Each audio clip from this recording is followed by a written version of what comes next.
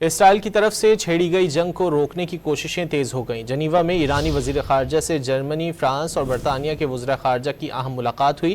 3 گھنٹے تک جاری رہنے والی بات چیت میں مذاکرات جاری رکھنے پر اتفاق کیا گیا۔ یورپی ممالک کے وزراء خارجہ نے ملاقات کے بعد مختصر بیانات دیے۔ یہ واضح نہیں کیا کہ مذاکرات میں کوئی ٹھوس پیش رفت ہوئی یا نہیں۔ یورپی وزراء خارجہ نے امریکہ پر زور دیا کہ وہ مذاکرات میں شامل ہو۔ مذاکرات سے قبل ایک بیان میں ایرانی وزیر خارجہ نے واضح کر دیا، اسرائیلی جارحیت رکنے تک امریکہ سے کوئی بات نہیں ہوگی۔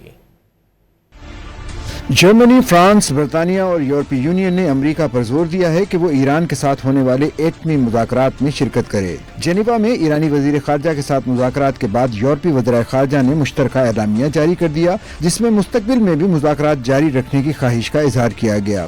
ایران پر اسرائیلی حملوں کے بعد ایرانی وزیر خارجہ کا پہلا براہ راست سفارتی رابطہ یورپی حکام سے ہوا۔ یورپی وزراء خارجہ نے ایرانی ہم منصب عباس عراقچی کے ساتھ مذاکرات میں ایران کو اسرائیل کے ساتھ جنگ بندی پر راضی کرنے کے لیے اہم تجاویز پیش کی۔ ملاقات سے قبل گفتگو کرتے ہوئے ایران کے وزیر خارجہ عباس عراقچی نے واضح کر دیا تھا کہ جب تک اسرائیل ایران کے خلاف حملے جاری رکھے گا، ایران امریکہ سے بات چیت کا کوئی ارادہ نہیں رکھتا، تاہم وہ دیگر یورپی فریقین کے ساتھ مذاکرات کے لیے تیار ہیں۔ برطانیہ، فرانس اور جرمنی کے وزراء، جنہیں E3 کے نام سے جانا جاتا ہے، اور یورپی یونین کی خارجہ پالیسی کے سربراہ نے ایرانی وزیر خارجہ عباس عراقچی کے ساتھ بات چیت سے قبل جنیوا میں الگ الگ ملاقاتیں بھی کی۔ ایرانی وزیر خارجہ عباس عراقچی نے اس سے قبل ایک بیان میں ایران کے خلاف اسرائیلی حملوں کو امریکہ کی سفارتی کوششوں کے ساتھ خیانت اور سفارتکاری کے ساتھ غداری قرار دیتے ہوئے اس کی مذمت کی تھی۔